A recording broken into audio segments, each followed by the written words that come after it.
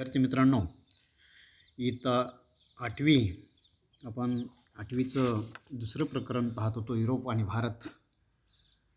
मागच्या तासिकेला आपण त्याच्यामध्ये प्रबोधन, धर्मसुधारणा चळवळ आणि भौगोलिक शोध याच्यामध्ये भारताकडे येण्यासाठी युरोपीय दर्यावर्दींनी केलेला धाडसी खलाशी जे युरोपमध्ये होऊन गेले, त्यांनी केलेले प्रयत्न आपण त्याच्यामध्ये पाहिलं होतं. शेवटी म्हणजे बार्थोलोमी डायसपासून ते वास्को द गामापर्यंत आपण माहिती पाहिलेला होता. म्हणजे वास्को द गामानं शेवटी काय केलं, भारताच्या पश्चिम किनाऱ्यावरती तो जहाजमार्गे प्रवास करत पोहोचला आणि म्हणजे भारताकडे येण्याचा मार्ग त्यानं शोधला, हे आपण पाहिलं होतं.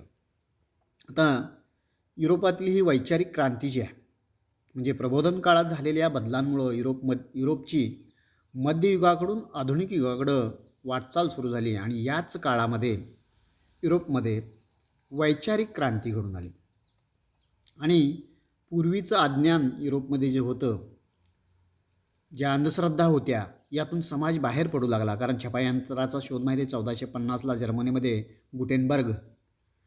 योहान गुटेनबर्ग यानं काय केलं होतं, छापायंत्राचा शोध लावला होता आणि प्रादेशिक भाषांमधून काय होऊ लागलं, साहित्य प्रकाशित होऊ लागलं आणि सर्वसामान्य लोकांच्यापर्यंत ते पोचलं. आणि त्यामुळं लोकांच्या म्हणजे वैचारिक दृष्टिकोन त्याच्यामुळं काय झाला, बदलला. आणि प्रस्थापित रूढी आणि परंपरा आणि घडणाऱ्या घटनांकडं चिकित्सक दृष्टिकोनातून पाहिलं जाऊ लागलं. आणि या संपूर्ण बदलांना आपण वैचारिक क्रांती असं संबोधतो. वैचारिक क्रांती असं त्याला आपण म्हणतो.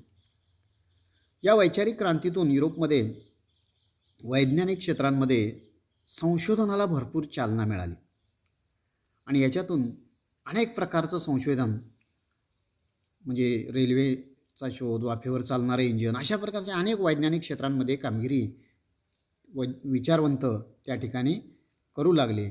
आणि त्याचवेळी राजकीय क्षेत्रामध्ये देखील क्रांती घडून आली.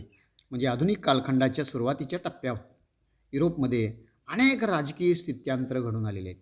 आणि 18व्या शतकात तसेच 19व्या शतकात घडलेल्या अनेक क्रांतिकारक घटनांमुळं हा कालखंड जो आहे तो क्रांतिकारी कालखंड किंवा क्रांतियुग असं त्याला म्हणून ओळखलं जातं. आणि या काळात इंग्लंडमध्ये संसदीय लोकशाहीचा विकास झाला, कॅबिनेट पद्धतीच्या स्वरूपात बदल झाला आणि 1689 साली बिल ऑफ राईट्समुळं राजाच्या अधिकारावरती काय झालं, मर्यादा आल्या आणि पार्लमेंटचं सार्वभौमत्व त्या ठिकाणी काय झालं, प्रस्थापित झालं. म्हणजे लोकशाहीची सुरुवात, म्हणजे राजेशाही नष्ट होऊन काय झालेलं आहे, लोकशाहीची सुरुवात या 19व्या शतकात तिथं बदल, हा राजकीय बदल ह्या इंग्लंडमध्ये घडून आलेला आहे. त्याच काळामध्ये ह्या इंग्लंडमध्ये झालेल्या बदलामुळं त्याचवेळी त्या अगोदर तुम्हाला पाहिलेलं होतं की भारताकडे येण्याचा मार्ग शोधण्यासाठी युरोपीय व्यापाऱ्यांनी केलेले प्रयत्न आपण पाहिला. आणि त्याच्यामध्ये एक अज्ञात भूमीचा शोध लागला. ख्रिस्तोफस कोलंबसनं जी भारताची भूमी आहे म्हणून संबोधलं होतं, तेच भूमी ही भारताची नसून ही अज्ञात भूमी आहे असं सिद्ध करणारा अमेरिको वेस्पुसी, आणि त्याच्याच नावानं त्याला अमेरिका हे नाव दिलं त्या भूमीला. आणि त्या ठिकाणी अनेक युरोपीय लोक, म्हणजे युरोपीय राष्ट्र तिकडं आकर्षली गेली व्यापारासाठी. कारण नव्या भूमीचा शोध लागलेला आहे आणि त्यामुळं नव्या भूमीमध्ये आपल्याला प्रचंड स्वरूपात कच्चा माल काय होणार आहे, उपलब्ध होणार आहे. आणि त्या दृष्टिकोनातून बरीच राष्ट्र, म्हणजे युरोपीय राष्ट्र काय झालेले आहेत, अमेरिकेकडं आकर्षली गेली. आणि युरोपात मग तिथं जाऊन काही म्हणजे इंग्लंड, फ्रान्स, इटली, जर्मन या राष्ट्रातले बरीच लोक त्या अमेरिकेमध्ये या नव्या अज्ञात भूमीमध्ये जाऊन काय झाले, स्थायिक झाले. आणि तिथल्या लोकांनी युरोपात घडणाऱ्या क्रांतिकारक घडामोडींच्या पार्श्वभूमीवर युरोपातील, म्हणजे अमेरिकेतील स्वातंत्र्य युद्धाचाही आपण इथं विचार करणं महत्त्वाचं ठरतं. आणि अमेरिका खंडाच्या शोधानंतर युरोपीय देशांनी आपलं लक्ष सगळं त्या ठिकाणी वळवलेलं होतं आणि साम्राज्यवादी युरोपीय देशांनी अमेरिका खंडाचे विविध प्रदेश ताब्यात घेतलेले होते आणि त्या ठिकाणी आपल्या वसाहती या स्थापन केलेल्या होत्या. आणि त्याच्यामध्ये इंग्लंड या राष्ट्रानं एकूण 13 वसाहती त्या ठिकाणी स्थापन केल्या, म्हणजे अमेरिकेच्या पूर्व किनारपट्टीवरती 13 वसाहती स्थापन केलेल्या होत्या आणि त्यातली पहिली जी वसाहत आहे त्या वसाहतीचं नाव आहे व्हर्जिनिया आणि तिथून त्यांनी त्याच्यापुढं 12 वसाहती त्या ठिकाणी पूर्व किनारपट्टीवरती काय केल्या, स्थापन केल्या. आणि या वसाहती ज्या आहेत त्या इंग्लंडच्या आहेत, परंतु पुढील काळामध्ये काय झालं की इंग्लंडच्या पार्लमेंटनं या अमेरिकेत असणाऱ्या वसाहतींवरती जाचक अशी बंधनं किंवा कर लादण्यास सुरुवात केलं आणि मग अमेरिकन वसाहतीतील स्वातंत्र्यप्रिय जनतेला ह्या इंग्लंडचं वर्चस्व नको होतं. कारण या अमेरिकेमध्ये जाऊन जे इंग्लंडमधले जाऊन राहिलेले जे लोक होती ती बुद्धिजीवी वर्ग होता, श्रीमंत लोक होती आणि त्यामुळं अमेरिकन वसाहतींना म्हणजे स्वातंत्र्यप्रियता त्यांना होती किंवा आपण पाहिजे असं त्यांना वाटत होतं. पण इंग्लंडनं अनेक जाचक कर लादले, अनेक म्हणजे व्यापाराच्या संबंधात काय केले त्यांनी बंधनं घातली. त्यातलाच एक प्रकार म्हणजे हे बोस्टन टी पार्टी एक घटना आहे, अमेरिकेच्या इतिहासामध्ये घडलेली ही घटना आहे बोस्टन टी पार्टी. इथं तुम्हाला दिसतं जहाजाचे चित्र आहे की इंग्लंडनं काय केलेलं होतं की भारतात आपल्या या अमेरिकेमध्ये म्हणजे वसाहतींनी फक्त आपल्याबरोबरच व्यापार करावा, आपल्याबरोबरच आयात निर्यात करावं, आपल्यातल्याच वस्तू घ्याव्यात अशी बंधनं त्याची होती. आणि अशाच पद्धतीनं कारण अमेरिकेला हा स्वातंत्र्यप्रिय होता, वसाहतीतील लोक काय होती, स्वतंत्रप्रिय होती आणि त्यामुळं ती इतर राष्ट्रांशी म्हणजे व्यापार करायला ती सुरुवात केलेली होती. पण ती इंग्लंडला काय नको होतं, हे नको होतं, हे आमचं वसाहत आहे, आम्ही स्थापन केलेलं आहे, आमच्याकडूनच माल आयात निर्यात व्हायला पाहिजे, तिथला पक्का माल जो आहे तो आमच्याकडेच यायला पाहिजे अशी त्यांची काय होती, धारणा होती. पण वसाहतवाल्यांना ते मान्य नव्हतं आणि शेवटी वसाहतवाल्यांनी विरोध केला असताना देखील मग काय केलेलं या ठिकाणी या वसाहतवाल्यांनी शेवटी या भागामध्ये आपल्यावरती हे जाचक अन्याय होतं हे आणि अन्याय होतो हे लक्षात आल्यामुळं त्या लोकांनी काय केलं, या युरोपीय लोकांना किंवा इंग्लंडला विरोध करण्याचं त्यांनी ठरवलं. आणि त्याचवेळी इंग्लंडनं जबरदस्तीनं काय सांगितलं की चहा जे इंग्लंडमधला चहा जो आहे, चहाच्या पेटाऱ्यांनी भरलेलं जहाज आम्ही बोस्टन बंदरात उतरवत आहोत आणि तुम्ही ते उतरून घेणं बंधनकारक आहे, चहा तुम्ही स्वीकारलाच पाहिजे. पण त्यासाठी अमेरिकेनं काय केलेलं होतं, अमेरिकेतल्या लोकांनी चहाचा निषेध केला, चहा प्यायचं बंद केलेलं होतं, या इंग्लंडचं कुठलाही माल आपण घ्यायचं नाही हे ठामपणे त्यांनी काय केलेलं होतं, ठरवून ठेवलेलं होतं. पण या अमेरिकेच्या स्वातंत्र्ययुद्धामध्ये म्हणजे या अमेरिकेतल्या लोकांनी चहा त्याग केला होता, पण तरी देखील इंग्लंडनं काय केलं, बंधन घातलं की तुम्ही आमचा चहा विकत घेतलाच पाहिजे. आणि त्यासाठी एक जहाज, चहाच्या पेटाऱ्यांनी भरलेलं जहाज काय केलं, बोस्टन बंदरामध्ये पाठवलं. आणि बोस्टन बंदरामध्ये जहाज पोचल्यानंतर तिथं इंग्लंड आणि वसाहतवाले यांच्यामध्ये काय झाले, वाद झाले की आम्ही तुमचा चहा आम्ही घेणार नाही. शेवटी इंग्लंडनं आदेश काढला, तुम्ही तो चहा उतरवून घेतलाच पाहिजे. शेवटी वसाहतवाल्यांनी काय केलं, रातोरात काय केलेलं आहे, ते चहाच्या पेटाऱ्यांनी भरलेलं जे जहाज आहे रातोरात त्या चहाच्या पेट्या सगळ्या समुद्रात फेकून दिल्या. म्हणजे इंग्लंडला त्यांनी आव्हान दिलं आणि हे इंग्लंडला कळाल्यानंतर इंग्लंड काय झालं, चिडलं, कारण माय देश आहे इंग्लंड. आणि शेवटी इंग्लंडनं वसाहतींना दडपण्यासाठी वसाहत विरोधी युद्ध पुकारलं. आणि अमेरिका देखील काय झाला होता, आता स्वयंपूर्ण झालेला होता तो, कारण बुद्धिजीवी वर्ग त्या ठिकाणी होता आणि वसाहतवाले आणि इंग्लंड यांच्यामध्ये आता युद्धजन्य परिस्थिती निर्माण झाली. आणि मग वसाहतवाल्यांनी देखील युद्धाची तयारी केली. जॉर्ज वॉशिंग्टन यांच्या नेतृत्वाखाली वसाहतवाल्यांनी काय केलं, सैन्य संघटित केलं आणि शेवटी इंग्लंड आणि अमेरिका या म्हणजे वसाहतवाले यांच्यामध्ये काय झालं, युद्ध झालं. आणि अखेरीस वसाहतीच्या सैन्याचा याच्यामध्ये काय झाला, विजय झाला. आणि ही घटना इतिहासामध्ये अमेरिकेचे स्वातंत्र्ययुद्ध या नावानं ओळखलं जातं. आणि यातूनच अमेरिकेची संयुक्त संस्थाने हा संघराज्य शासन पद्धती किंवा आपण लिखित राज्यघटना असणारा व लोकशाही व्यवस्था असलेला नवा देश तिथं काय झाला, अस्तित्वात आला. आज आपण पाहतोय अमेरिका संयुक्त संस्थाने हे आज जगावरती म्हणजे जगातलं सर्वात म्हणजे विकसित राष्ट्र आणि जगाचा राज्यकारभार या ठिकाणाहून चालतो हे आपण आता सध्या देखील पाहत आहोत. त्याच्यानंतर दुसरी घटना जी आहे ती आहे ती फ्रेंच राज्यक्रांती. फ्रान्स या ठिकाणी युरोपमध्ये फ्रान्समध्ये देखील अशी जी घटना म्हणजे फ्रान्समध्ये देखील घडलेली होती. इसवी सन 1789मध्ये फ्रान्समध्ये तिथल्या जनतेनं अनियंत्रित राजेशाही जी होती तिथली, अन्यायकारक राजेशाही जी होती तिथली, या राजेशाहीविरुद्ध किंवा सरंजामशाहीविरुद्ध उठाव केलेला होता आणि प्रजासत्ताकाची स्थापना केली. आणि ही घटना इतिहासामध्ये फ्रेंच राज्यक्रांती या नावानं ओळखली जाते. आणि फ्रेंच राज्यक्रांतीनं जगाला 3 मूल्ये दिली: स्वातंत्र्य, समता आणि बंधुता. ही 3 मूल्ये देणारी तत्त्व फ्रेंच राज्यक्रांतीनं फ्रान्समध्ये ते घडून आलेलं आहे. तिथं काय होती अवस्था? तिथं राजेशाही जी होती ती अनियंत्रित राजेशाही. लुई घराणं होतं तिथं राजसत्तेवरती. आणि लुई घराण्यामध्ये जे राजे होते ते सगळे म्हणजे 14व्या लुईपर्यंतचे राजे जे होते ते चांगले होते, प्रजाहितदक्ष होते. पण त्याच्यानंतरचे जे राजे झाले लुई घराण्यातले, ते लुई घराण्यातले राजे काय नव्हते, निष्काळजी, चैनी आणि विलासखोरी जीवन जगणारे. आणि त्यामुळं जनतेचं हाल त्या ठिकाणी होऊ लागलं फ्रान्समध्ये. आणि फ्रान्समध्ये जनतेचं इतकं हाल होऊ लागलं की त्यांना भाकरीसाठी म्हणजे जेवण मिळायचं अवघड झालं. ते भुकेनं जीर्ण होऊ लागले लोक तिथले. एवढी अवस्था बेकार त्या फ्रान्समध्ये झाली होती. म्हणजे तिथल्या राजेलोक अनेक प्रकारचे कर म्हणजे ज्यावेळी 16वा लुई होता त्याच्या कारकिर्दीमध्ये त्याची जी पत्नी होती ती अतिशय चैनीखोर अशी ती राणी होती.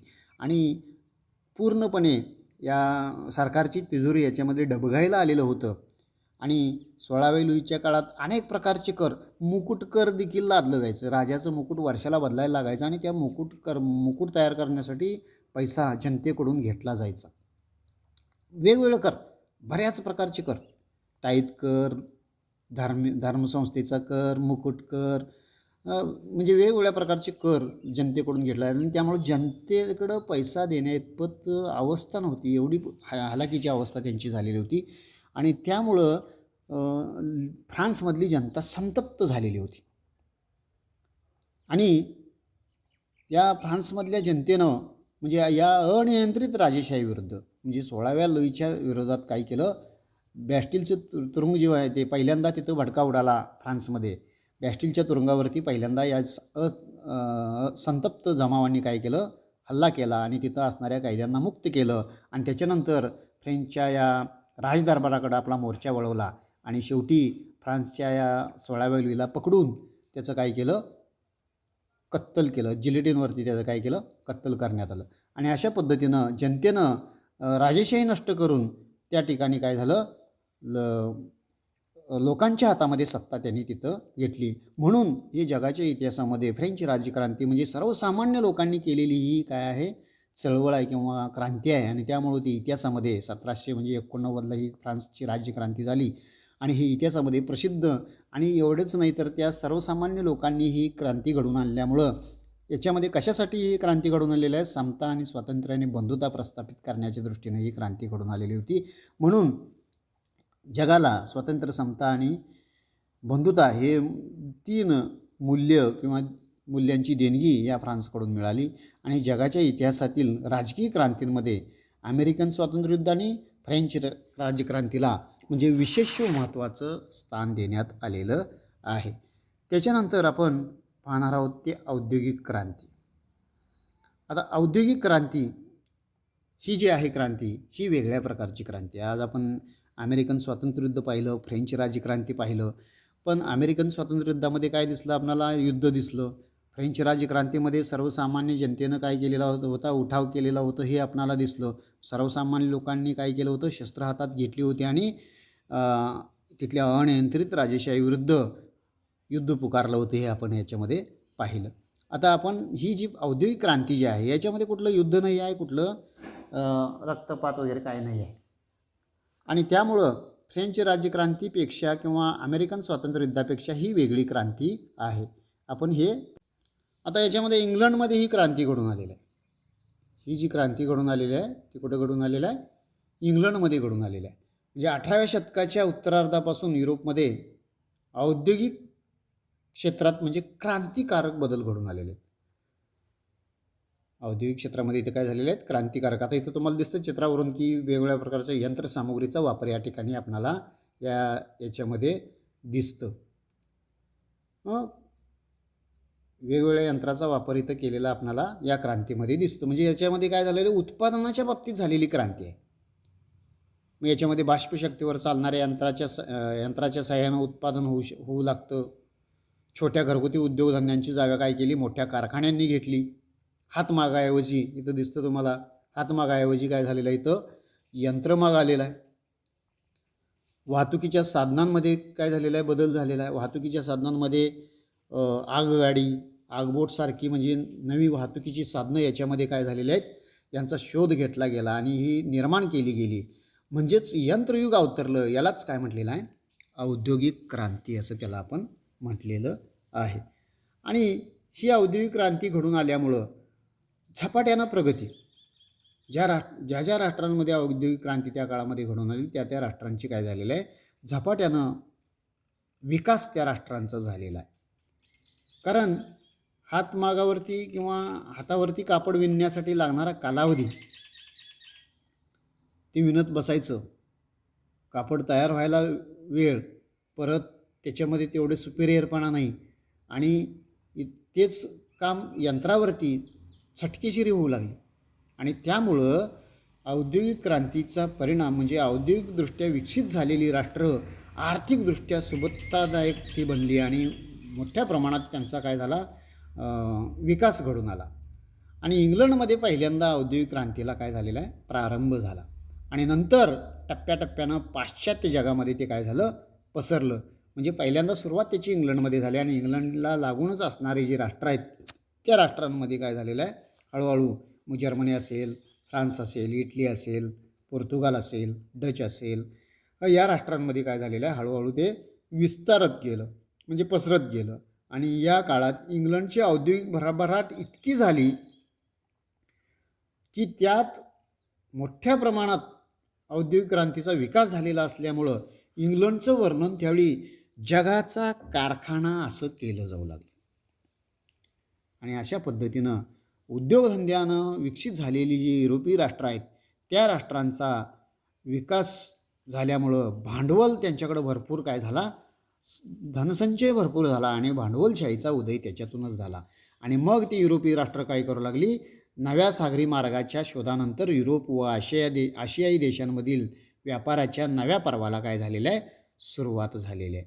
आणि सागरी मार्गानं पूर्वेकडील देशांशी व्यापार करायला अनेक व्यापारी त्याच्यामध्ये काय झालेले आहेत, पुढं सरसावलेले आहेत. आणि यातून आता व्यापार करत असताना माहिती आहे तुम्हाला, याच्या अगोदर आपण भौगोलिक शोध याच्यामध्ये पाहिलेलं होतं की व्यापार करत असताना एखाद्या व्यापाऱ्याला काय करता येत नव्हतं, संपूर्ण म्हणजे एकटाच व्यापारी म्हणजे वाहतुकीचं ज्ञान करू शकत नसल्यामुळं, म्हणजे ते एकट्याला परवडण्यासारखं नसल्यामुळं अनेक व्यापारी मिळून काय एकत्र येऊन व्यापार सुरू केला आणि त्याच्यातूनच भाग भांडवल असणाऱ्या अनेक व्यापारी कंपन्या उदयाला आल्या. आणि त्याच्यामध्ये मग पौर्वात्य देशांशी होणारा व्यापार फायदेशीर होत आहे त्यांच्या लक्षात आलं आणि व्यापारातून देशांची आर्थिक भरभराट होत असे. आणि त्यामुळं युरोपातील राज्यकर्ते व्यापारी कंपन्यांना काय केलं, लष्करी संरक्षण दिलं आणि व्यापारी सवलती देखील व्यापाऱ्यांना दिल्या आणि करामध्ये सूट वगैरे. आणि व्यापारामुळं युरोपीय देशांमध्ये धनसंचय काय होत गेला, वाढीस होत लागत गेला. आणि या संपत्तीचा उपयोग भांडवलाच्या रूपात व व्यापार उद्योगांमध्ये केला जाऊ लागला.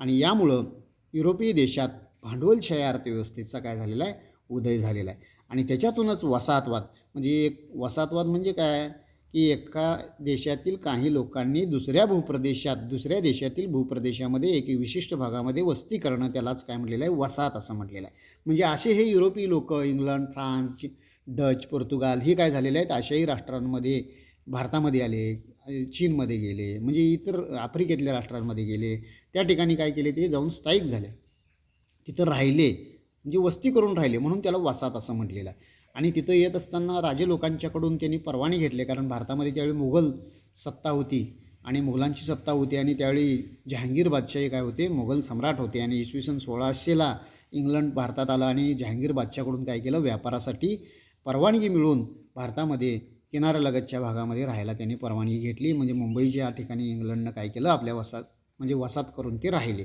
आणि मग राजे लोकांना ते त्या बदल्यात मग वेगवेगळ्या प्रकारचे नजराणे वगैरे द्यायचे, व्यापारामध्ये सवलती वगैरे राजे लोकांच्याकडून ते घ्यायचे. म्हणजे अशा वसाहती स्थापन केल्या. आणि आर्थिकदृष्ट्या बलशाली देशानं आपल्या सामर्थ्याच्या बळावर एखादा भूप्रदेश व्यापणं आणि त्या ठिकाणी आपलं राजकीय वर्चस्व प्रस्थापित करणं म्हणजेच वसाहतवाद. आणि या वसाहती स्थापन केल्यानंतर प्रचंड असा प्रमाणात त्याच्यापासून नफा मिळू लागल्यामुळं त्यांची आर्थिक स्थिती सुधारत गेली.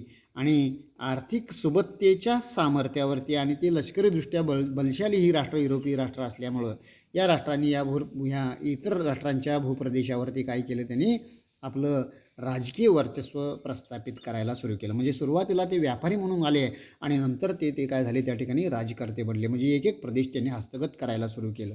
आणि याच्यामध्ये भारतामध्ये जी इंग्लंडची जी कंपनी आहे ईस्ट इंडिया कंपनी, ती ईस्ट इंडिया कंपनी आपण पाहणार आहोत. म्हणजे साम्राज्यवाद उदयाला आला. म्हणजे साम्राज्यवाद म्हणजेच काय, विकसित राष्ट्रानं अविकसित राष्ट्रावर आपलं सर्वांगीण वर्चस्व प्रस्थापित करणे व अनेक नव्या वसाहती स्थापन करणे म्हणजेच काय, साम्राज्यवाद. आणि आशियाई राष्ट्र आणि किंवा आफ्रिकेतल्या राष्ट्रांच्यावरती, आशिया आणि आफ्रिका खंडातील अनेक भागांच्यावरती या युरोपीय राष्ट्रांनी काय केलं, साम्राज्यवादी महत्त्वाकांक्षित आपली आशियाई राष्ट्रांनी आफ्रिका हे 2 खंड काय झाली, बळी पडली. आणि या ब्रिटिश ईस्ट इंडिया कंपनी म्हणजे भारतात व्यापारी मक्तेदारी मिळवण्यासाठी युरोपीय सत्ताधीशांमध्ये अटीतटीची स्पर्धा सुरू होती. आणि या इसवी सन 1600मध्ये इंग्रजांनी भारतात व्यापार करण्यासाठी ईस्ट इंडिया कंपनीची स्थापना केली. ही ईस्ट इंडिया कंपनीचं हे आपल्या भारतामध्ये त्यानं व्यापारी केंद्र स्थापन केलं मुंबईला. आणि ईस्ट इंडिया कंपनीचा कारभार तिथून पुढं मग या कंपनीनं जहांगीर बादशाहकडून परवानगी मिळवून घेतली आणि तिथं वखार स्थापन केलं. आणि या कंपनीमार्फत भारताचा इंग्लंडशी व्यापार चालायला. म्हणजे राजे लोकांच्याकडून ईस्ट इंडिया कंपनीची लोक काय केलेले, जहांगीर बादशाहकडून तुमच्याबरोबर आपण व्यापार करतो आहोत. स्क्रीनवरती ते दिसतं की त्यावेळी इंग्लंडचे राजे लोक, इंग्लंडचे व्यापारी या जहांगीर बादशाहकडे येऊन काय केलेले आहेत, व्यापारासाठी परवानगी घेतलेली आहे. आणि तिथून ते व्यापार करण्यासाठी परवानगी घेऊन मग त्यांची कंपनी स्थापन झाली. त्याची भव्य इमारत त्यांची या कंपनीची बांधली. आणि तिथून पुढं या इंग्रजांनी काय केलं, आपल्याबरोबर जे काही आलेले आहेत युरोपीय राष्ट्र, फ्रान्स आहे, डच आहे, पोर्तुगाल आहेत, त्यांना आता या व्यापारी स्पर्धेतून दूर करण्याच्या दृष्टीनं प्रयत्न ते सुरू केले. आणि त्याचवेळी फ्रान्समध्ये काय झालं, कर्नाटकमध्ये फ्रान्स आणि इंग्लंड हे दोन्ही वसाहती होत्या. आणि त्याच्यामध्ये फ्रान्समध्ये नवाब पदासाठी म्हणजे आपलं कर्नाटकमध्ये नवाब पदासाठी तंटे सुरू होते. नवाबाच्या मृत्यूनंतर नवाब कोण होणार, त्याचा मुलगा, त्याचा आणखीन उत्सुक असलेला, कारण राजे लोक म्हटल्यानंतर त्यावेळी बहुपत्नीत्व होतं आणि त्यामुळं मुलं भरपूर असायची. आणि त्या नवाब पदासाठी मुलांच्यामध्ये जी म्हणजे भांडणं चालू होती. आणि त्या भांडणामध्ये काय केलं, इंग्लंड आणि फ्रान्स हे म्हणजे एका नवाब होण्यासाठी उत्सुक असलेल्या एका स्पर्धकाला इंग्लंडनं लष्करी मदत दिलं. नवाब होण्यासाठी उत्सुक असलेल्या एका स्पर्धकाला काय केलं, फ्रान्सनं लष्करी मदत केली. आणि अप्रत्यक्षरित्या फ्रान्स आणि इंग्लंड यांच्यामध्ये 3 युद्ध झाली. आणि ती युद्ध इतिहासामध्ये कर्नाटक युद्ध म्हणून प्रसिद्ध आहेत. आणि या युद्धामध्ये पहिल्यांदा इंग्लंड आणि फ्रान्स याच्यामध्ये काय झालं, इंग्लंडनं फ्रान्सचा पराभव केला. त्याच्यानंतर दुसरं युद्ध झालं, त्या दुसऱ्या युद्धामध्ये इंग्लंडचा पराभव झाला. परत तिसरं युद्ध झालं, त्या युद्धामध्ये काय केलं, फ्रेंचांचा इंग्लंडनं निर्णायक पराभव केला. आणि त्यामुळं ब्रिटिश ईस्ट इंडिया कंपनीला भारतामध्ये प्रबळ व्यापारी किंवा युरोपीय स्पर्धक उरला नाही. म्हणजे फ्रान्सचा पराभव करून इंग्लंडनं काय केलं, संपूर्ण मक्तेदारी, भारताच्या व्यापाराची मक्तेदारी स्वतःकडे घेतली. त्याच्यानंतर इंग्लंडनं काय केलं, बंगालमध्ये ईस्ट इंडिया कंपनीच्या सत्तेचा पाया कसा रोवला ते आपण पाहायचं आहे. बंगाल हा प्रांत भारतातला सर्वात मोठा प्रांत, समृद्ध प्रांत. आणि त्या ठिकाणी सिराज उद्दौलाचं राज्य होतं. आणि 1756 साली सिराज उद्दौला हा बंगालचा नवाबपदी आला. आणि नवाबपदी आल्यानंतर ईस्ट इंडिया कंपनीच्या अधिकारी जे आहेत ते अधिकारी काय केले, मुघल बादशाहकडून तिथं बंगाल प्रांतामध्ये मिळालेल्या म्हणजे व्यापारासाठी म्हणजे काय केलं, परवानगी घेतली आणि बंगालमध्ये व्यापार करायला त्यांनी सुरू केलं.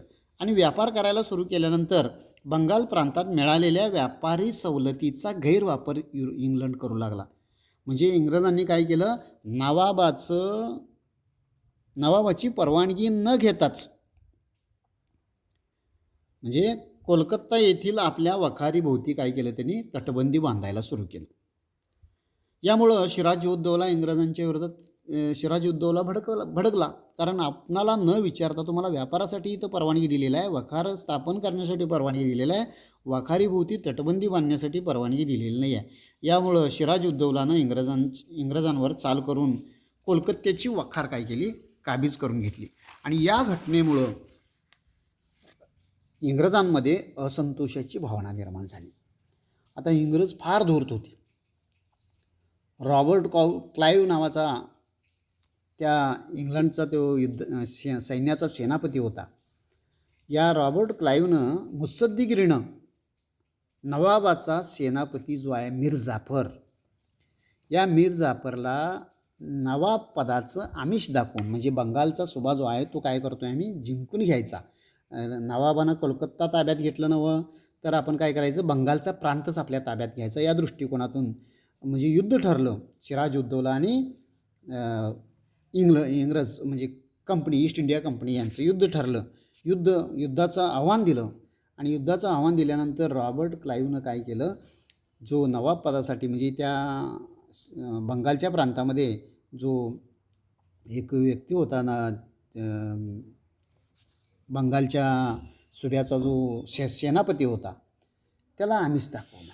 त्या सेनापतीला सांगितलं की तुला एक आम्ही संधी देतो, आता तुमच्या नवाबानं आमच्याबरोबर युद्ध पुकारलेलं आहे, तुमचं सैन्य प्रचंड आहे, कारण भरपूर सैन्य होतं नवाब सिराजउद्दौलाचं, आणि त्यामुळं या भागावरती आपण ताबा मिळवायचा, म्हणजे या प्रदेशावरती ताबा मिळवण्यासाठी ते आपणाला शक्य नाही, इंग्रजांनी ओळखलेलं होतं. आणि त्यामुळं ते जाऊन डायरेक्ट काय केले, मीर जाफरला गाठ पडले आणि मीर जाफरला सांगितले की तुला आम्ही नवाब पद देतो.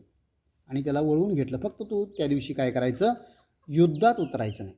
आणि अशा पद्धतीनं फंद पितुरीनं आमिष दाखवून 1757मध्ये प्लाशी या ठिकाणी लढाई झाली. आणि लढाईमध्ये नवाब सिराजउद्दौला आणि इंग्रज यांची गाठ पडली, परंतु मीर जाफरच्या नेतृत्वाखाली नवाबाचं सैन्य या युद्धात उतरलं नाही. त्यामुळं सिराजउद्दौलाचा याच्यामध्ये पराभव झाला. इंग्रजांच्या पाठिंब्यानं मीर जाफर बंगालचा मग नंतर नवाब बनला. पुढे त्याला इंग्रजांना तो विरोध करू लागल्यामुळं त्याचा जावाई मीर कासिम याला काय केलं, परत नवाबपदी बसवलं. मीर कासिमनं इंग्रजांशी बेकायदेशीर व्यापाराला आळा घालण्याचा प्रयत्न केला, म्हणून त्याने परत मीर जाफरला काय केलं, नवाबपदी. म्हणजे बंगालचा प्रांत पूर्णतः इंग्रजांच्या ताब्यात गेला. बंगालमधील इंग्रजांच्या कारवायांना लगाम घालण्यासाठी मग मीर जाफर, मीर कासिम, अयोध्येचा नवाब शुजाउद्दौला, मुघल बादशाह शाह आलम यांनी इंग्रजांविरुद्ध काय केली, एकत्रितरित्या मोहीम काढली. 1764 साली बिहारमध्ये बक्सार या ठिकाणी त्यांचं काय झालं, युद्ध झालं आणि त्यात इंग्रजांचा काय झाला, विजय झाला. आणि या युद्धामध्ये तिघे देखील काय झाले, पराभूत झाले. आणि अशा पद्धतीनं बंगालच्या सुभ्यात दिवाणी अधिकार, महसूल गोळा करण्याचा अधिकार ब्रिटिशांनी घेतला. आणि अशा प्रकारे भारतातील इंग्रजांची म्हणजे बंगालमधील सत्ता मजबूत करण्याचं काम या ईस्ट इंडिया कंपनीनं केलं. आता इथंपर्यंत आपण या प्रकरणातली माहिती पाहिली. त्याच्यानंतर याच्या पुढील भाग आपण पुढच्या तासिकेला पाहणार आहोत. धन्यवाद.